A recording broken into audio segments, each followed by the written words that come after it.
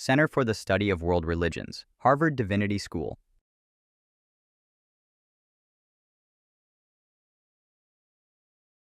Okay, sorry. I'll start again. So the increasing interest in the use of entheogenic substances for spiritual growth is taking place in a cultural context of American secularism.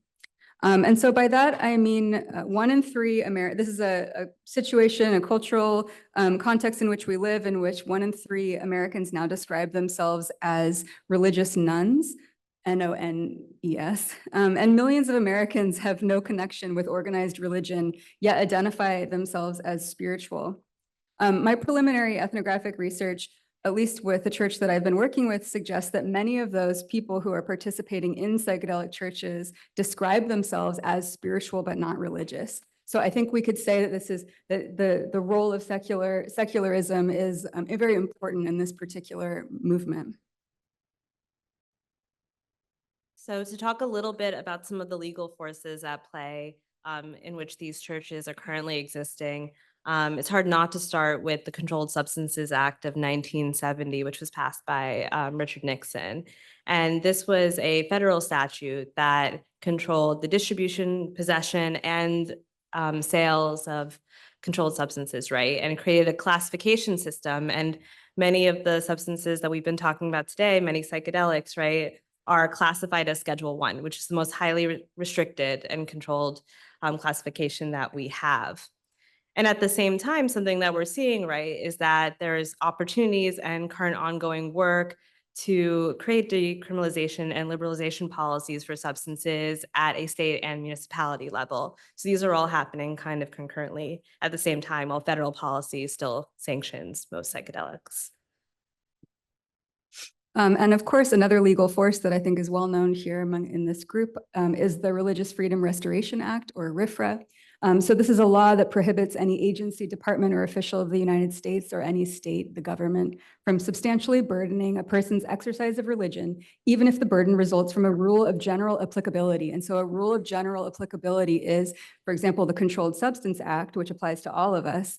And so this RFRA would allow for an exception within that yes, you could use a substance that's Schedule 1 if it is part of your sincere religious practice. And there's important precedents for this passing, this law being used in the Supreme Court to grant groups like União de Vegetal to defend, to have the right to drink ayahuasca as part of their religious practice.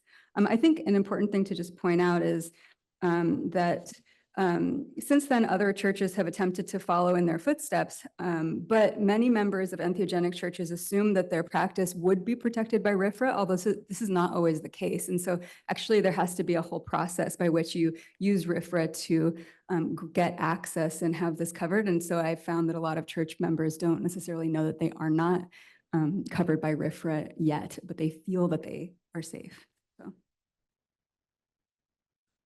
So to talk a little bit about the biomedical forces currently at play, I want to just provide a little bit of context for how we think about substance use broadly in this country, which has often been framed through a problematic lens, right? Like something we need to treat.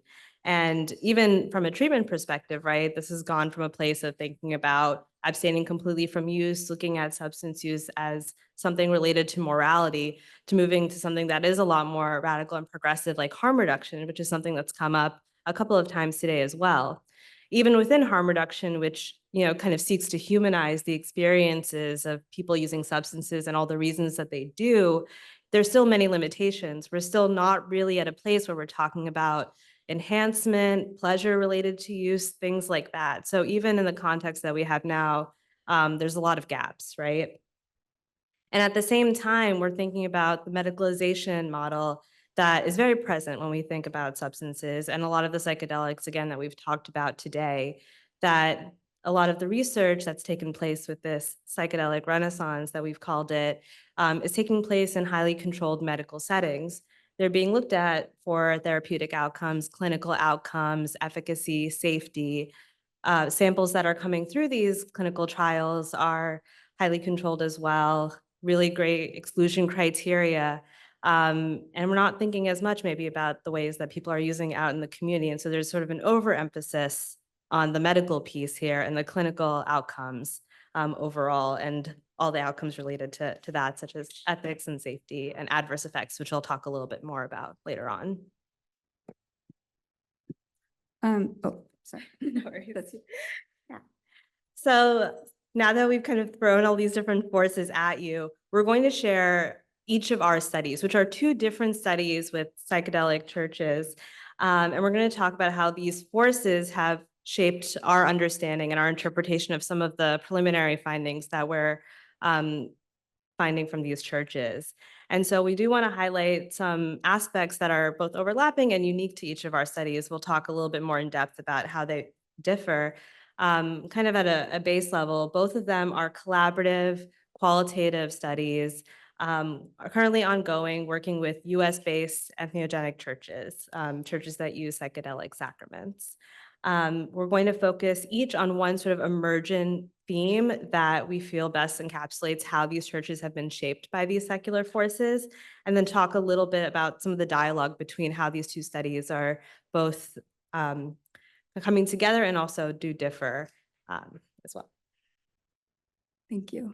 So I'm going to shift into a more ethnographic mode now to talk a little bit about my works. I'm an anthropologist. So for the past year, I've been conducting ethnographic fieldwork with a multi-sacrament psychedelic church as part of a larger project titled Ethical Substance, Psychedelic Medicine in Times of Social and Spiritual Crisis. And that's funded by the John Templeton Foundation. So the aim of this project is to explore the incorporation of mystical experience into the lives of secular Americans and their therapeutic practices via the mainstreaming of psychedelic medicine. This project is multi-sited, and alongside psychedelic churches, I'm also conducting research in a psychedelic therapy training program, a clinical trial of psilocybin in palliative care, and in psychedelic conferences. As a medical and psychological anthropologist, my work is grounded in ethnographic methods that involve in-depth participant observation over long periods of time, alongside semi-structured interviews. So in the context of my work with the church, I attend their weekly community meetings, both online and in person, as well as ceremonies, preparation sessions, integration circles, and other connected events organized by community members. My research involves spending time with people outside the church, where I meet them in their homes, in coffee shops, or for a walk. And this kind of in-depth work is central to my study, which seeks to understand how secular people are using psychedelics as spiritual technologies of self-transformation and the impact it has on their lives.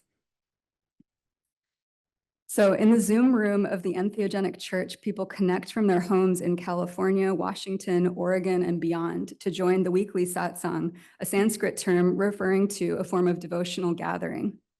Zoom boxes reveal a group of mostly white people spanning across multiple generations.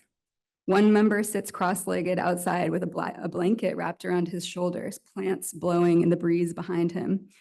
Another has projected his own surreal background of psychedelic snakeskin. However, most of the participants have connected from rather ordinary-looking domestic spaces of kitchens, living rooms, and bedrooms. A new member introduces himself to the group and says he's joined because he wants to learn about psychedelics and, quote, how they help to heal and change our perspective. As John, which is a pseudonym, the charismatic pastor, opens the service, he begins by explaining that the church is built around the idea of least dogma. Least dogma refers to the radical openness of this self-described postmodern congregation, which actively welcomes people from all religions, faiths, wisdom lineages, and political orientations, and promotes a vision of religion as a non-dogmatic, individual, personal practice. In this newly formed church, there is only one core belief required of its members, which is that they are, quote, open to the possibility that engaged through careful and respectful practice, entheogens can connect us to a direct experience of the divine within this lifetime. The weekly satsang is a virtual space where members of the church come together to share their experiences with psychedelic sacraments, build community, and learn about sacred plants and molecules. It's not uncommon to hear references to William James, Ram Dass, Aldous Huxley, Habermas, and Mazatec Sabia, Maria Sabina. Everyone's favorite time is plant time, a part of the service that involves PowerPoint lectures on the indigenous history, chemical makeup, identification, preparation, and consumption of entheogenic plants and molecules. During plant time, John nimbly tacks back and forth across multiple ontologies while handling cacti, seeds, saplings, and fungi from his garden for the viewers on the screen, showing members, for example, how to cut, dry, and process wachuma, while emphasizing that depending on your cultural background and belief system, it contains either a spirit or a chemical molecule that binds to serotonin 5-HT2A receptors in the brain, or both. Since the publication of Michael Pollan's best-selling book on psychedelics, How to Change Your Mind, in 2018, and the decriminalization of entheogenic plants in cities across the US, an interest in psychedelics as tools of self-transformation has quickly grown among a secular American public.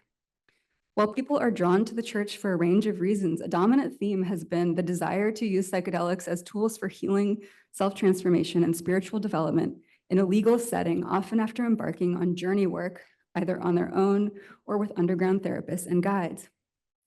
As one man in his 50s explained during an interview, quote, "I really do believe that these are sacred substances," before adding, "I don't really want to do them with someone in a white coat in some clinic somewhere. And along with that is I prefer not to go to jail. And at this point, the only way that you can use these substances is either with a doctor or in a sincerely religious context."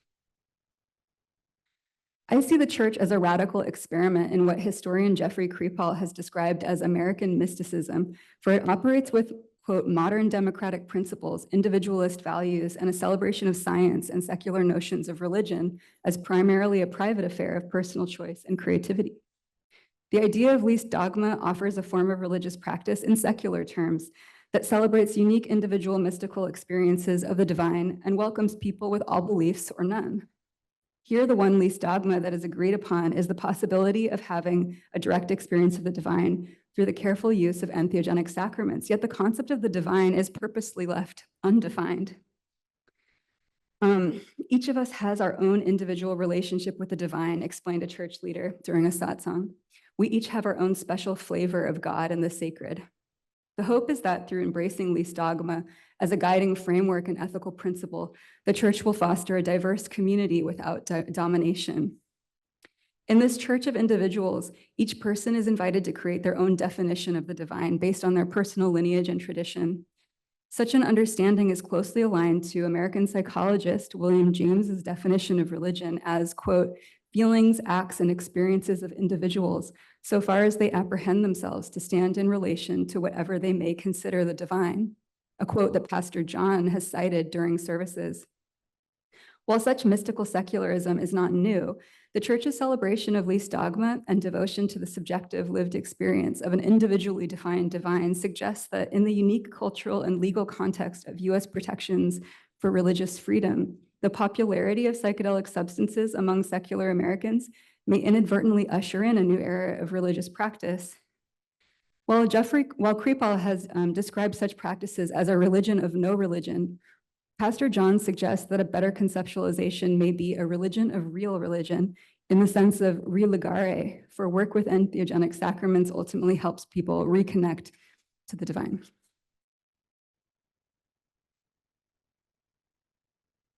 So I'll share a little bit about my study with the psychedelic churches, and I'm a clinical psychologist, so kind of a very different disciplinary framing. Our study was funded by the FDA, the US Food and Drug Administration, and the research aim of our study overall was to look at safety and adverse events, terminology that you might be familiar with through a clinical trial context, right? So already off the bat, this framing is very focused on the health and safety biomedical model. This study is also a qualitative study, involves brief ethnographic visits. So we go visit with the churches, we meet the community members informally, we attend the ceremonies and do interviews and focus groups with various church members. We broadly ask about a lot of things, including about safety and adverse events. We've currently piloted with 2 church sites and are currently, like I said, doing ongoing data collection. We're going to hopefully talk to at least 4 more within the next year. And I did some preliminary thematic analysis for our results today. For those who may not be so familiar, I specifically for these initial pilot visits worked with the Santo Daime community. We're opening it up to other kinds of communities for our following visits, but for the 2 that I'll be talking about today, These were specifically daiming communities, so working with ayahuasca as their primary sacrament. For those who may not be familiar with Santo Daime communities, this is a very old lineage-based tradition from Brazil. Primarily uses ayahuasca as their sacrament, as I mentioned, and really blends a lot of different spiritual traditions together, including Catholicism, indigenous traditions, and African spiritual traditions as well.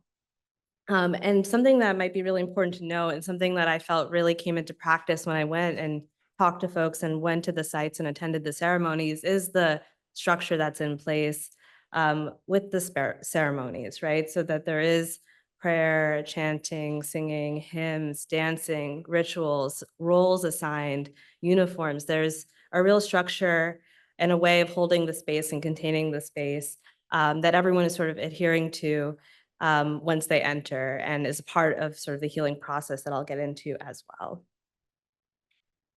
So the first thing I want to talk about, as I mentioned, one of the primary aims is really focusing on this element of safety and adverse events. And so what I really want to offer today is sort of a challenge to that assumption off the bat, that we're coming in thinking about things in this sort of like, again, biomedical context, asking about safety, asking about these things that could happen that are might be untoward or might be considered harmful. And folks in these communities are saying that's not the assumption we have in these spaces, right? And so we're thinking about safety broadly, not just physical safety. We're thinking about spiritual safety, psychological safety.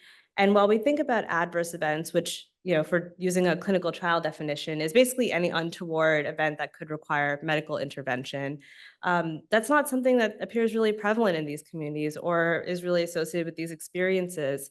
And that things that might seem uncomfortable or difficult or potentially alarming to someone from a Western medical context is actually quite normal and actually essential maybe to the healing process in these communities. And so I offer this challenge and reconceptualization that there's a community presumption that the sacraments of these ceremonies are inherently safe and do not require harm reduction in the way that we think of this, and that the facilitation of healing and profound experiences in general may include effects and experiences that really challenge what we consider to be safe. So off the bat, I just want to share a little bit about our initial meeting with our community advisory board. So this study was supported and developed in collaboration with various members who are related to church communities across the United States in different ways. And we shared our study protocol, our interview guides with them, and they provided us feedback and have been working with us in our data collection and ongoing work.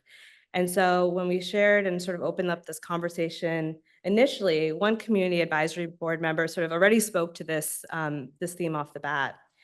They said, sometimes the person, had they not received the care of the practitioner, could have had an adverse outcome because the practitioner is the one skilled in this medicine. Had they gone to the hospital, it may have made it worse because the hospital isn't practiced in how to support somebody through a situation where they feel like they've lost their mind, or they're on another planet, or they're having a heart attack. All these are things that can come up, but to also just see that intervention by the hospital could actually create a further outcome that would not be beneficial. So this community advisory board member was already kind of saying off the bat that, you know, someone might see something that they might say, this person needs to go to a hospital. You're reporting on an adverse event. They need medical intervention, but that's actually not what they need. We have people here who are actually able to provide the response and care because we know how to do this work. This is something that came up a lot with individual conversations as well. The thing that was really hand in hand with this presumption of safety in being in these communities was the fact that the community itself was the safety container, was the facilitator of feeling safe and being able to undergo this kind of deep, intense healing in general. And that safety practices, while they are many strategies and many things that people are doing to help maybe increase safety, that these are just what the community does. These are just their community practices. They don't think of them as harm reduction practices. These are just community practices.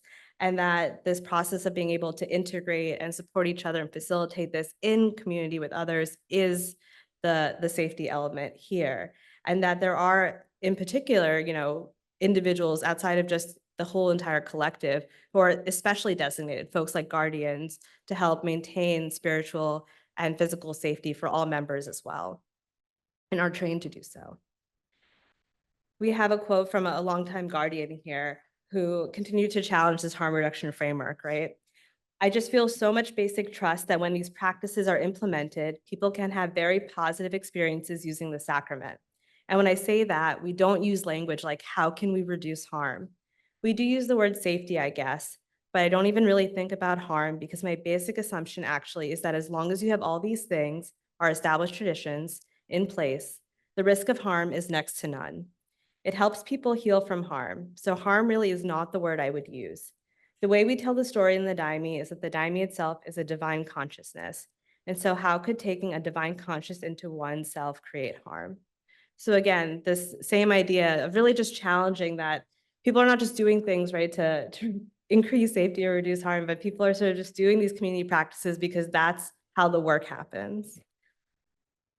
And to come back to this concept of adverse events, right? Something that, of course, like the FDA was really interested in is a big part of the reason that they supported this study, is that the experiences that people undergo when they're using sacraments, right, could look really intense. You know, people might be dissociating, they might be channeling, they might be intensely crying, they might be walking off somewhere. These can all look really intense. And if you're only looking at them through a Western medical perspective, you might think there might be cause for concern. You might think, oh, this person might require psychiatric attention or medical attention of some kind. But our very skilled, very seasoned practitioners in these spaces who know how to work with these sacraments, they know what this means. They know that this is a part of the healing process.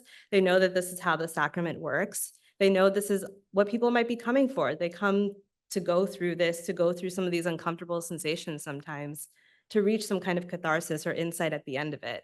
And so they know how to help support someone and facilitate and keep them going through it in a way that would not be as easily responsive to if had they gone to like a Western medical doctor, right? And so really also challenging this assumption that these things that people might be going through that might look scary to a Western practitioner are quite normal to people who are experienced in this work. So I know we're basically out of time, so we'll try to wrap up very quickly, but maybe just to point out a few things. Obviously, there's cultural differences in the groups that we studied. So I've been working with a postmodern multi-sacrament church that is creating its own lineage and that is kind of radically open to, it's more above ground really to anyone who wants to arrive. And they don't have this kind of same kind of like tight-knit community off the bat. It has to be created. Whereas Maha has been working with a lineage, Daime church coming from Brazilian tradition. Biomedical forces also shape the practices of the church that I followed, although I didn't talk about it in my portion. But for example, the pastor talks about the need for health and safety protocols precisely because it's this radically open church and people show up wanting to have experiences with sacrament to, have a direct experience of the divine, but they might have like, a heart condition, or they might have trauma that they haven't addressed. And so he felt that there needs to be a more kind of strict health and safety practice in a biomedical sense. Yeah, and would also just highlight that even though it wasn't like the focus of what I talked about today, that legal forces also are emerging for the study, for the churches that we're working with. One church has received approval, of a successfully petitioned to be able to practice legally, another church hasn't. So we're going to be working with a mix of folks, and we do see just in conversations with people that is something they think about, sort of like their legal status to practice and how that impacts kind of their participation, their identity in this work. And to this last comment here, as you can see, we sort of have two very different disciplinary approaches towards doing this study. And though at face value, we're both doing this qualitative work with psychedelic churches, that, being able to approach this from two different perspectives, two different disciplines and methodologies, we're able to kind of generate different insights, particularly given kind of our different funding agencies, our different institutions, how that sort of shapes our research questions. Yeah, so maybe we could just stop there, but we could return to that happily in the Q&A if anyone wants to talk more about that. Okay, so thank you. Next, I am very excited to welcome Osiris González Romero to, let's see if I can get to the slides here, to the podium. Osiris is a postdoctoral fellow at the Center for the Study of World Religions and a lecturer at Harvard Divinity School, and he is going to be presenting The Healing of the Thunderbolt, Nahua medicine, and psilocybin mushroom rituals. Piali, no toca Osiris González, no yolo pacpaqui pampaín intonali nihuel tlatos y pan nanacatl, teonanacatl, iguanteo tlacuilnanacatl. Good afternoon, my name is Osiris Sinoe González Romero. I am introduced me in Nahuatl or Aztec language, and I am really glad because today I will be able to talk about mushrooms, sacred mushrooms, and the mushrooms of sacred writing or mushrooms of sacred painting. In Inexcopincayotl, Tihuelquita Tlaloc, and Tlalocipia se Xucoatl in Imaitl.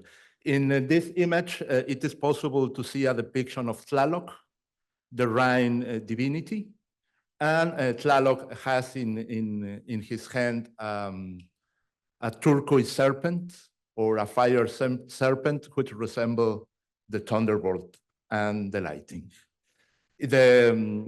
The last year I talked about Xochipilli. Now I will be talking about Tlaloc, the reign of the deity, and of course with some there are some difference. This talk comes to show a brief overview of the archaeological and historical evidence regarding the use of psilocybin mushrooms in healing ritual, especially among the Aztecs and Nahua people, right? The Aztecs are very well known. The Aztecs belong to the Nahua people. Nowadays, there are not kind of Aztec religion, but Nahua spirituality is still alive. And nowadays, there are almost 2 million Nahuatl speakers with 30 different dialects or variants. The goal is, this talk comes to explain the association of fungi and psychedelic plants with rain and fertility divinities, such as Tlaloc, Chalchitlique, the one with the jade skirts, right? And the Tlaloc servants, but also thunderbolts, clouds, and winds. This research includes the study of primary sources, such as codices, ceramics, sculptures, lithic artifacts, and even colonial manuscripts in a chronological timeline to achieve a better understanding. And this interdisciplinary research requires the implementation of different methodologies, such as iconography, historiography, and hermeneutics. Here it's possible to see a map. This map was produced by a group of researchers in Mexico, a project called Teonanacatl. And here it's possible to see, for example, in the right side, the places in which nowadays these healing rituals are still alive, with red triangles and with, with red spots. And with green spots, for example, there are places in which historically these rituals have been performed, right? But nowadays, for example, anthropological research is not able to confirm that these rituals are still performed in that places. So we have the Oaxaca region, the Zapotec region, the Mazatec region, and the spots close to Mexico City is the Nahua region, right? On the other side of the slide, it is possible to see the different mushroom species used by indigenous peoples in Mexico. Also, I want to address the Sacred Mountains cult regarding healing rituals. For example, the most recent ethnographic notes highlight the cultural uses of psilocybin mushrooms are linked to the meteorological shamanism and their performers, graniceros and tiemperos in Spanish, tezuitlasque in Nahuatl, and to a ritual therapeutical system, which once a year, especially from June to October, the rainy season, focus on the healing of corporal or spiritual weaknesses of the inhabitants of the Nahua communities near the Popocatépetl volcano and the Iztaccíhuatl volcano. There is a couple of sacred mountains, and one cultural feature related with the Mesoamerican indigenous peoples is the personhood of the sacred mountains. Here it's possible to see the personification, personhood, prosopopeia, animism, panpsychism, anthropomorphism. There are different words to address these cultural features. And this image comes from the Codex Mendoza Codex that currently is at the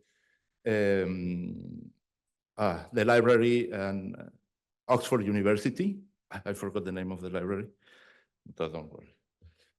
Well, why it's important to address this Bodleian library, I remember. Okay, why it's important? Well, there is a gap in knowledge. According to the Oregon Psilocybin Advisory Board Rapid Evidence Review and Recommendations, the authors acknowledge the limitation of the Western research model and how it might inequitably stratify evidence. In other words, evidence inequity. This rapid review excludes meaningful experience, knowledge, and wisdom from indigenous peoples and other communities and institutions not represented in the scientific literature. So this project aims to contribute to fill this gap in knowledge and overcome this evidence inequity with a professional research monograph on indigenous medicine and psilocybin mushroom rituals. Why it's important to study the Mesoamerican case? Well, according to Richard Evan Schultz and Albert Hoffman, Mexico represents without a doubt the world's richest area in diversity and use of hallucinogens, is the words that they use. Now we are using psychedelics for different reasons, in Aboriginal or Native American societies. It is a region with 10% of the world's total biodiversity, and Mexico is the region with the most significant amount of psilocybin mushroom species, 55, according to the Index Fungoro. And there is historical records of the use of psilocybin mushrooms by 11 indigenous peoples. So the goal of this project and the monograph is to display a comparative study of religions regarding different indigenous peoples from Mesoamerica. In the keynote in the morning, for example, we know too much about the Mazatec or the Chotayna perspective, but it's not the only one. There are at least 10 more different worldviews and perspectives. Of course, there are some cultural features in common, but there are also differences and cultural nuances that it's important to highlight. Here, it's possible to see another sculpture of Tlaloc and a very insightful paper written in the 70s, Tlaloc plants, or the herbs of Tlaloc. But this researcher, for example, didn't address the use of psychedelic plants. He focused on psychoactive, but not psychedelics, perhaps due to the stigma, the colonization, and of course, the banning of these sacramental practices. And he was not able, for example, to address this properly. Here, it's possible to appreciate how the Thunderbolt links entheogens with Tlaloc, the owner of the turquoise serpent. Here, it's possible to see Tlaloc, right? But also on the right side, the Tlaloque, Tlaloc serpent, with a blue serpent, right? It's the Xucoatl, or the fire serpent.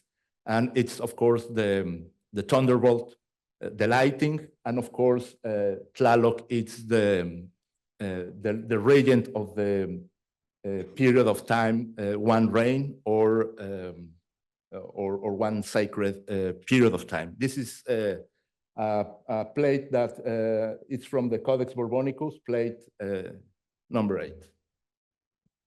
Oh. Well, healing of the Thunderbolt. Why?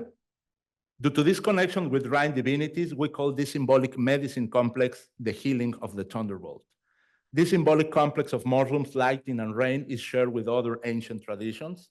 But this is interesting to highlight. This association involves the obvious role of water, rain, in mushroom growth, as well as support from contemporary scientific research that shows that electrical stimuli encourage the growth of psilocybin mushrooms, right?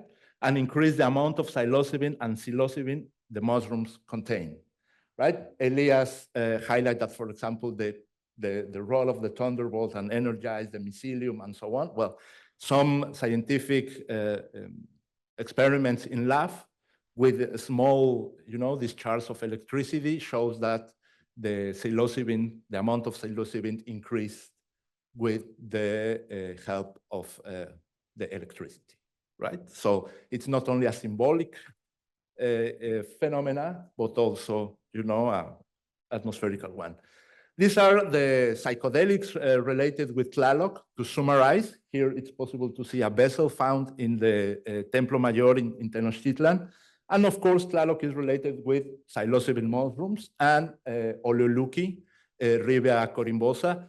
Both are sacred plants, sacred entities, but both are vehicles, for example, to get in touch with Tlaloc, right? They are sacred by itself, but they are also vehicles or medium, for example, to achieve contact with other deities. There are also another plants that belongs to the Tagetes family, because in the vast majority of studies, for example, the contemporary studies tend to focus in one substances, and they used to hide or don't take into account the entourage effect or the relationship with the different plants. And in this case, Tajete lucida yautli was used, for example, for healing the ritual specialists that were struck by lightning. Right? It was a healing plant. And also the Tagetes erecta or Sempoalxochitl, the floor for the Dead Festival, of course, is related with the afterlife. Tlaloc is related with the afterlife, right? One of the lords of the afterlife. But also I want to highlight, for example, the duality, the Mesoamerican duality, and this is the female representation of water. In this case, we have a couple, a sacred couple, right? Tlaloc and Chalchitlique. Tlaloc is the rain deity, the vertical water, and Chalchitlique, the one of the skirt, is the horizontal water. So it's possible to talk about that the water in the Mesoamerican worldview, it's at the same time male and female, as the same as the corn, as the same of fire. This is very useful, for example, to overcome and to challenge these false dichotomies, right, between the sacred entities. And the sacred plant associated with Chalchitlique is Tauhyatl. There is a mistake, it's my mistake, my fault in the spelling of the word. And of course, it's one of the psychoactive plants, not a psychedelic, but of course, we have to understand the complete symbolic complex. Well, the selection of healers, right? Among the best known procedures widely attested in the region that indicate selection as a healer are being struck by lightning, right? And survive for sure. Receiving, yes.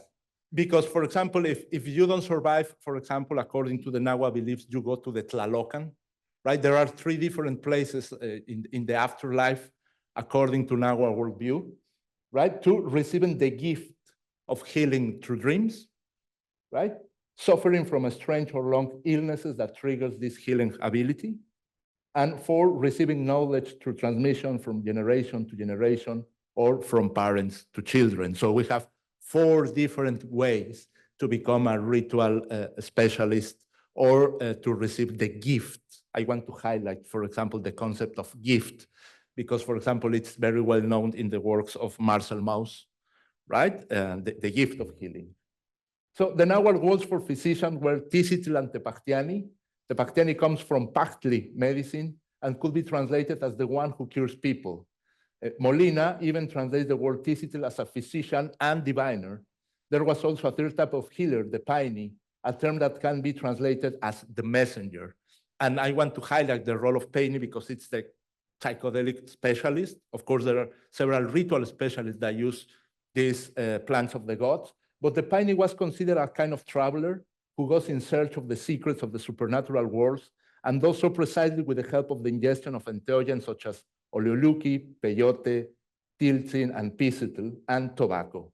Under its effect, the healer communicates with the personifications of these plants, for example, a little black man in the case of tiltzin, venerable elders that are the peyote and the Oleoluki. The peyote and the Oleoluki are considered elders, right?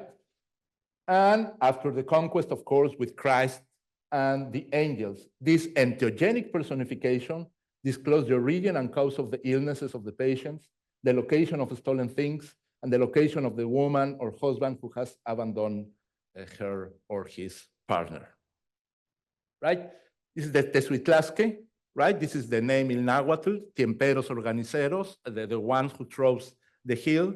This type of ritual specialist known in Spanish as Tiemperos or weather workers can be considered as heirs of the Tezuitlasque, the ones who throws the hail, and Aguaque, the guardians of water. And this ritual took place at the top of the volcano, the sacred volcano, and of course it's possible to see the crosses. And all these rituals, for example, are performed during May 3.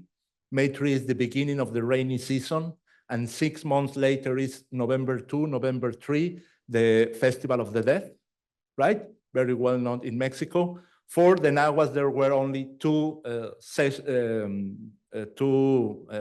sessions, right? The dry session and the rainy season, right? So these rituals have been performed at the beginning of the rainy season. The mushrooms are used to know about the sickness. Mushrooms are only used in special cases, like for a sickness that the community cannot solve. Graniceros are given mushrooms to cure them. So it's a collective aspect of the healing rituals. These therapeutic and ritual ceremonies are performed in sacred places such as caves, rivers, and springs, and sites in volcanoes, mountains, and forests belonging to the sacred landscape. They are closely related to the water and agricultural cycles, and since most of the population living in these places is dedicated to farm work, knowledge of the weather is significant for their survival. These temples are natural places considered to be a threshold to the spiritual world, essential places to contact sacred deities, ancestors, and other graniceros who die. The use of sacred mushrooms within meteorological shamanism is linked to weather control, especially rains and storms. Psilocybin mushrooms also have been used to clarify some dreams and to recognize if a work of witchcraft or sorcery has been made within the sacred landscape by a rival group of ritual specialists. With meteorological rituals, the enhancement of clairvoyance is an appreciated skill. For example, clairvoyance to understand a problematic oniric message. In other words, to interpret, right? How to interpret dreams, but in a different way than the psychoanalysis does. Well, another place is the Necaxa River in Puebla and Hidalgo.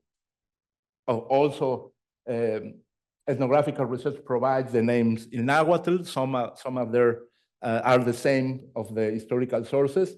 And the typical disease treated by these ritual specialists are the loss of the soul, the evil spirits of the wind, illnesses caused by witchcraft, and illnesses caused by an object introduced into the body.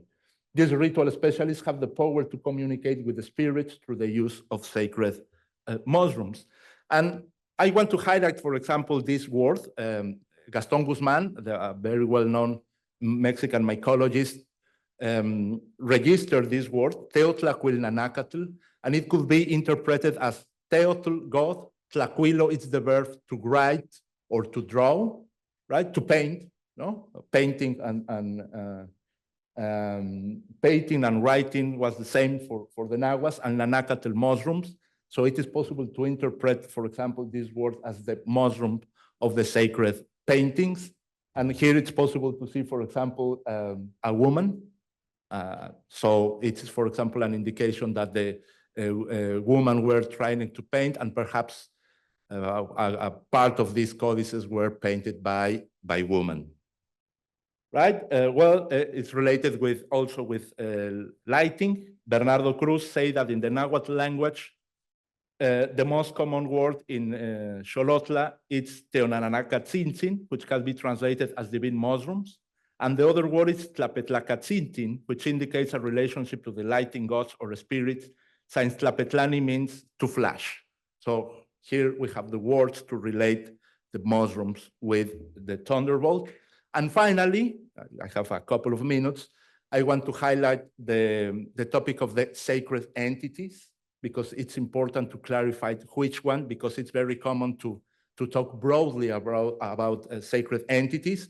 And according, for example, to the research of indigenous scholars, in this case, Luis Reyes, a Nahua historian, who performed interviews in Nahuatl language, he highlights the following cultural features.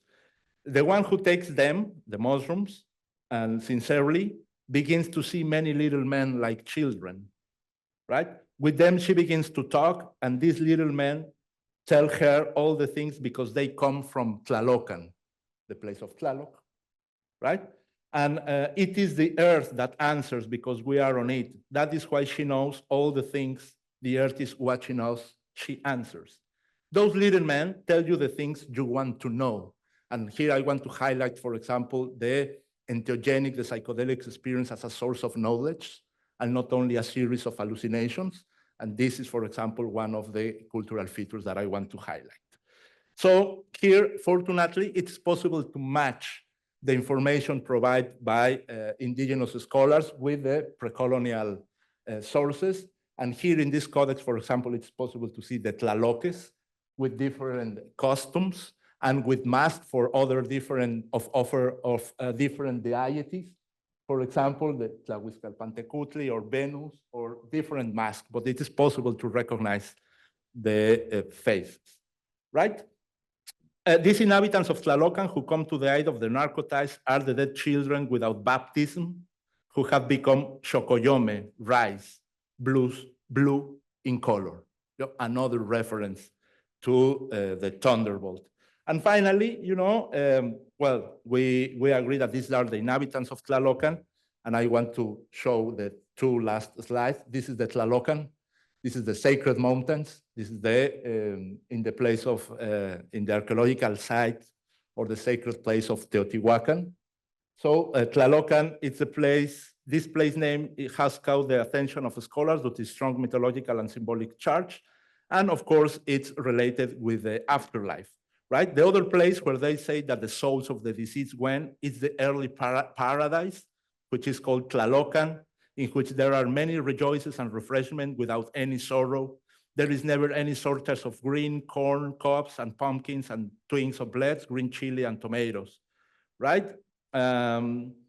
Some gods called Tlaloque look like the ministers of idols with long hair, and those who get there are those who kill lighting or drowning water and lepers, those who bobuses and scrabbles, goat, and dropsy.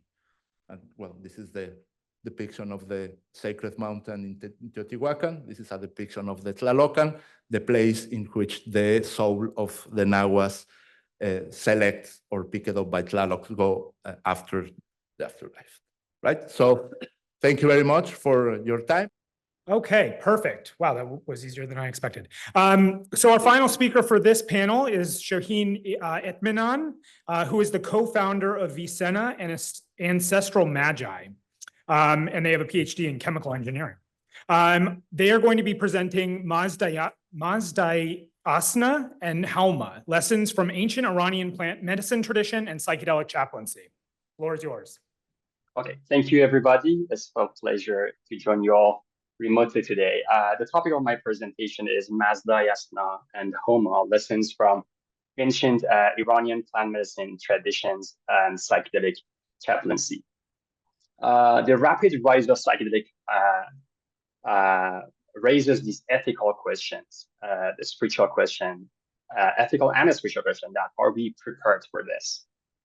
People's safety and mental stability are at stake when they are trying to integrate these mind-altering experiences into their daily lives. Psychedelic blurs the boundaries of medicine, psychology, religion, and spirituality, making spiritual guidance and care essential. Many traditions have used these entheogenics for millennia, so exploring and their administration, best practices, and their pitfalls can refine our approach to psycho-spiritual care.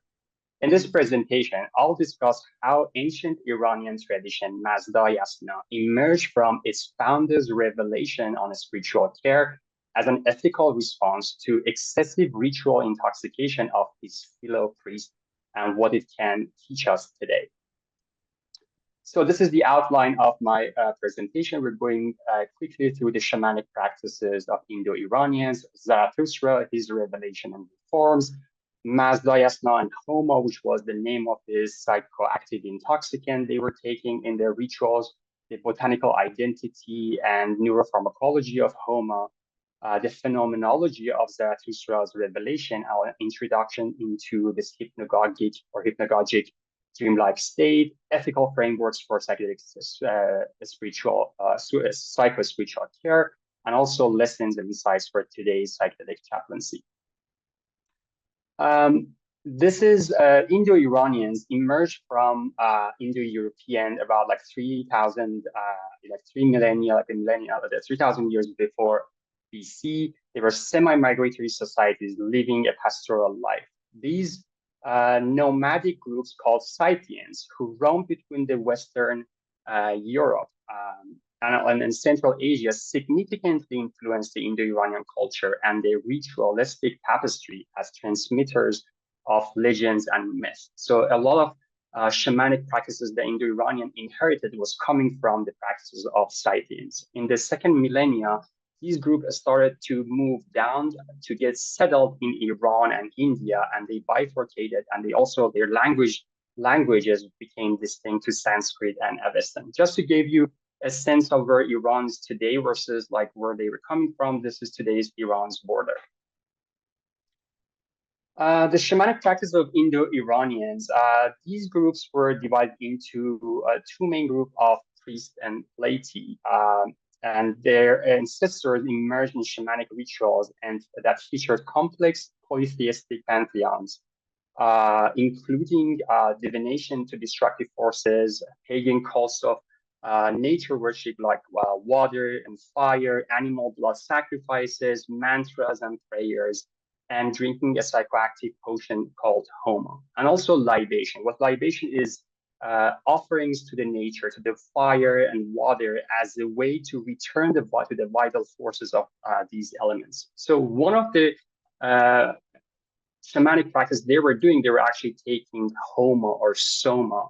That was this intoxicating juice by the priest and also by warriors for having out-of-body experiences or access to their realm of after death.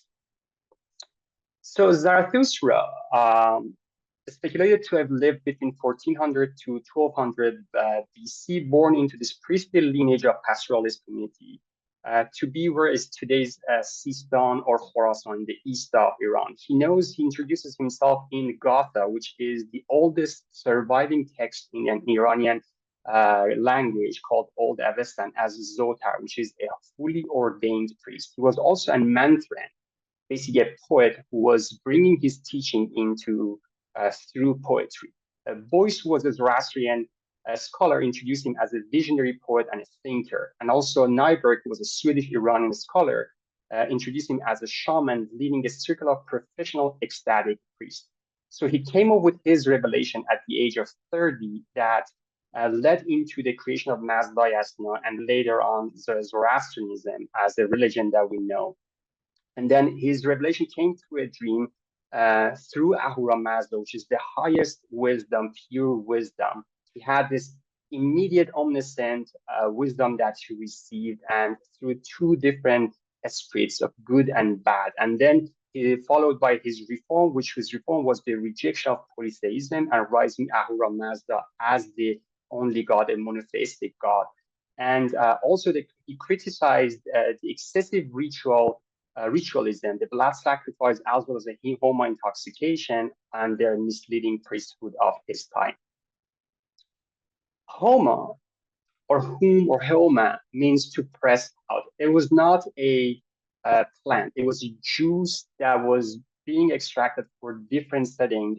It's actually concocted differently for different settings. It was also prepared as part of a daily ritual called Yasna ritual, which part of is being used for libation to the water, and the other part is being taken by the priest for out-of-body journeys. So they were drinking Haoma to sink into the Menag. Menag is the realm of the divine, basically accessing the die before dying, like accessing the realm of the after death.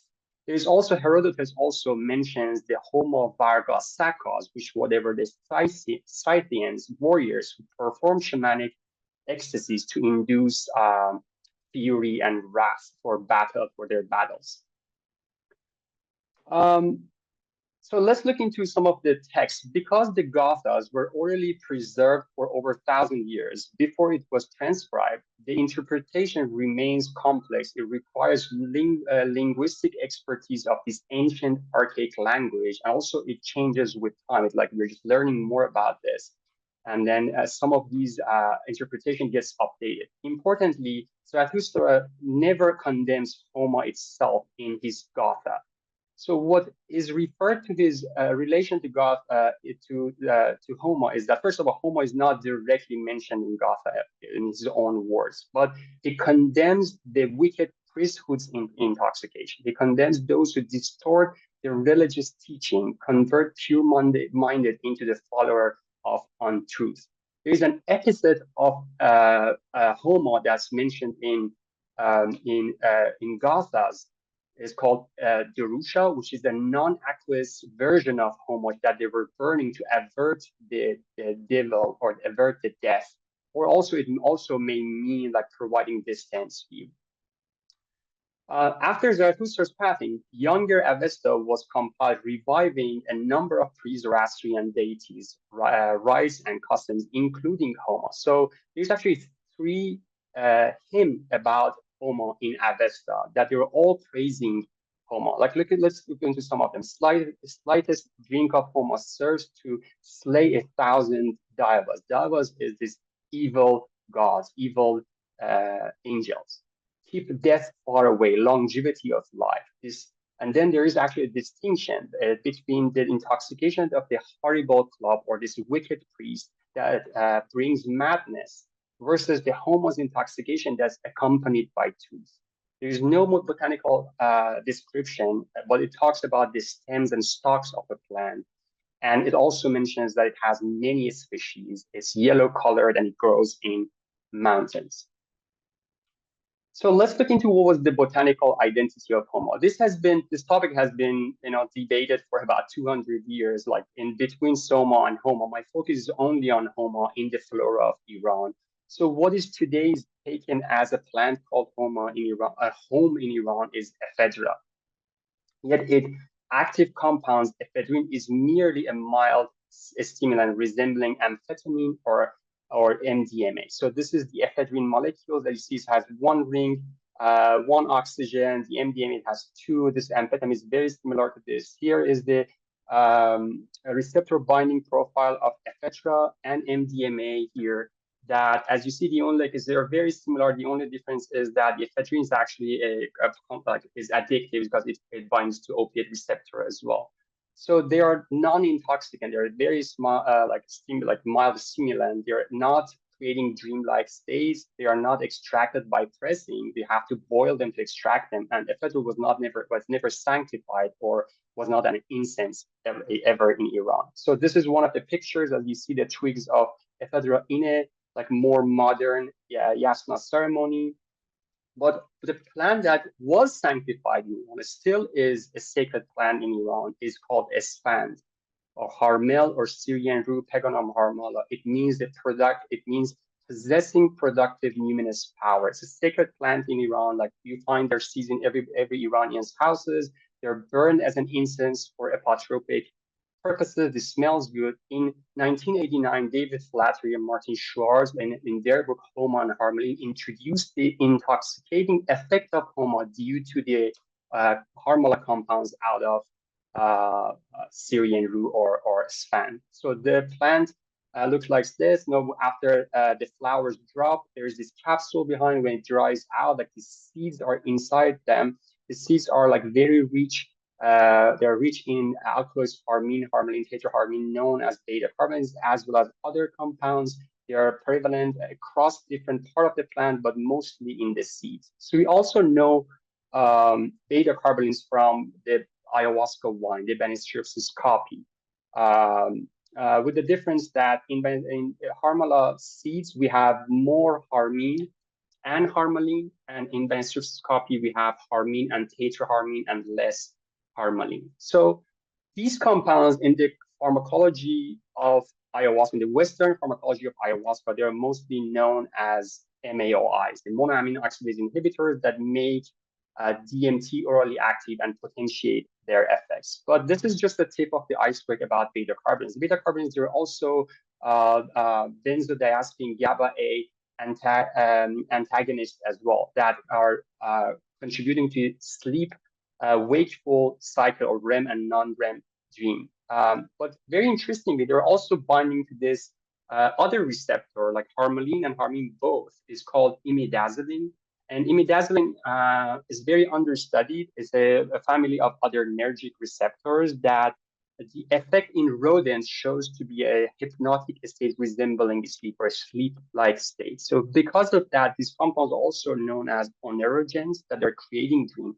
But the better term is pre-onerogen, that they are creating hypnagogic states, the state that transition states into wakefulness and falling asleep.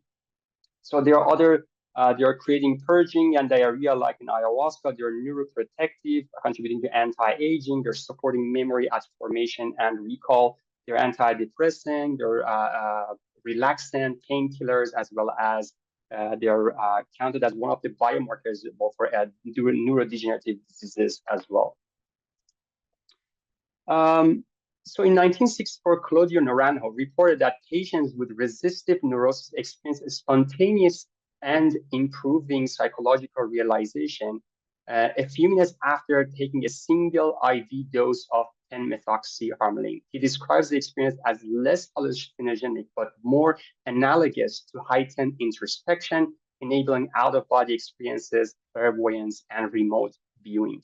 Interestingly, he also mentions that they get better with practice. This like very subtle state, you really need to work with them to be able to transition to receive information. Like this is a quote from one of his patients that like 5 minutes after the injection, he says that his life is a distortion. I have been living for years without suspecting what I really am. This is just like 5 minutes after this. Like there is a full report about this journeys in a chapter called Harmaline and Collective Unconscious in the Healing Journey. Interestingly, the trace of these three onerogens are now found in three spiritual brews or potions. In ayahuasca, they come as B coffee with chacruna leaves like DMT and other additives. In the Iranian Haoma, they come as Espantegonum harmala, ephedra, and there are in some cases they added mango or henbane to them that are deliriums. And just recently in 2024, this paper came out about the unlocking of this Ptolemaic Egyptian best mark that they also used for spiritual journeys, and they use Pegonum harmala and Lotus blue lotus, which is Nymphia flowers. So you see that like they have been the cornerstone of these mystical experiences. Now let's look into the Zarathustra's revelation. So Zarathustra's revelation comes this state called kafana or khafana, khoftan, which this trance-like dream, like a dream, it's like a sleep trance-like state. Zarathustra receives his revelation from this omniscient liquid wisdom. This is coming in Bundahesh Vahmaniyat, one of the Zoroastrian texts. But interestingly, this is what he says about his experience, his subjective experience. I saw things in pleasant Ahura Mazda's created dream. I have not yet recovered from the dream. And then again, I have not yet recovered from the pleasant Ahura Mazda's dream. There are two things important here. He is still dreaming. He's transitioning out of the dream, and he's able to have awareness and reflect on his awareness and memory of his experience. So the phenomenology of these, the mechanism that contribute to this trance-like state, there are two mechanisms. One is access to the consciousness of dream state, the REM and non-REM, as he's still dreaming. And the second one is a reflective and lucid awareness of that subjective experience. In such state, conscious awareness gets unfettered from our conscious body and becomes consciousness of our dream, and interfere directly with the intermediate plane of the unconsciousness. At this point, our consciousness is plausible to leap instantaneously through eidetic knowledge. That's how he receives message. So these states are accessible mostly through liminal states. They're accessible through like hypnagogia, hypnopompia, lucid dreaming, out-of-body experiences, wakeful dreaming, like very deep theta meditation. And also, what's very important about them is that you need to have intentionality and some perception of your subjective experience to be able to translate those into your reality. The question that comes is that if Zarathustra's revelation was on Haoma or not. I guess This is a very highly debated question. My take is that because Zarathustra was a Zotar priest, he was working with these compounds. He had learned about these states, like these liminal states. He didn't, even if it was not directly, his revelation was not directly as an effect of Haoma, like he knew how to tap into these states.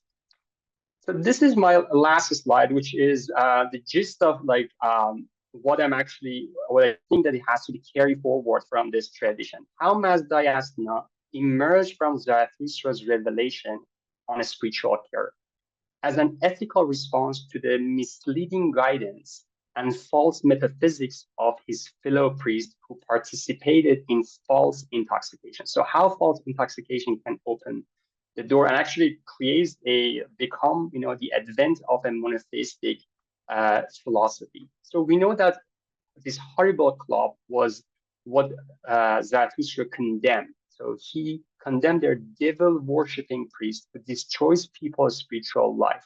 And then he relayed their intoxication to madness, to psychosis.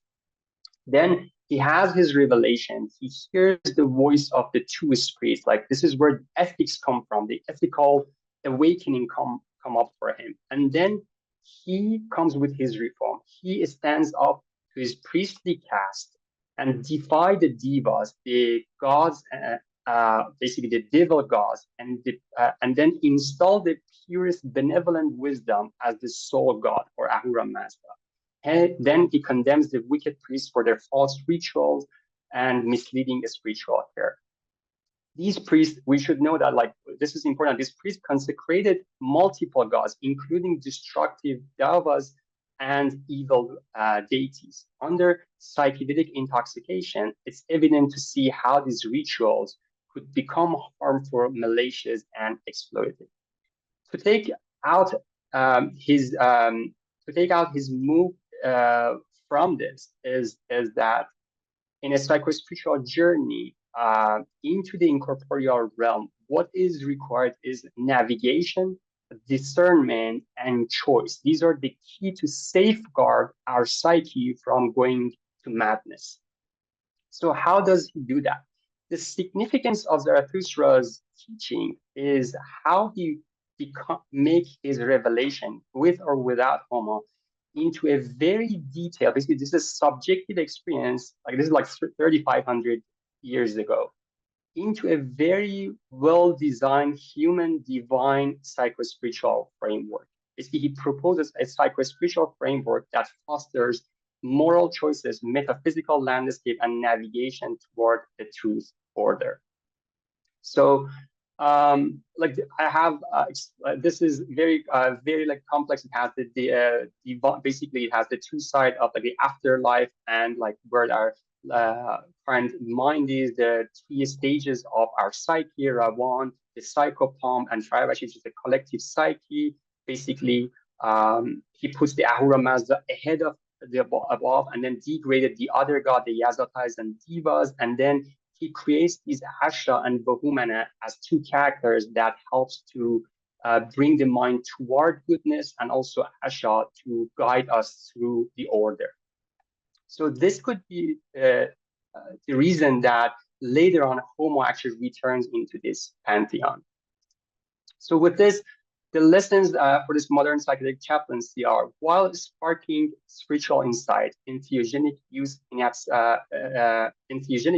absence of an ethical psycho-spiritual care model and guidance, risk harm, malice, and moral decadence. Spiritual care and psychedelic chaplaincy must prioritize morality and ethical conduct over the mere facilitation of psychedelic experiences. Hypnagogic dreamlike state induced by pre-onerogen and pre-onerothermic practices have been the cornerstone of mystical and shamanic traditions for accessing the unlimited incorporeal realm. This is contrary to this current psychedelic obsession for DMT and tryptamines. And finally, a secular and universal human divine psycho-spiritual framework can help individuals remain stable and grounded during their psychedelic experiences. With that, I would love to thank you, everybody who contributed and guided me to learn about these ancient traditions, specifically David Flattery, Martin Schwartz, Olga Lachukova, Dennis McKenna, Mark Plotkin, Manoj Das, Jessica Denman, Tanya Ivanson, McKenna Academy, Harvard Divinity School, and the North American Movers Council. And with that, I open my presentation to questions. Thank you. Thank you very much, Shauheen. Another round of applause for our presenters. cswr.hds.harvard.edu, copyright 2025, the President and Fellows of Harvard College.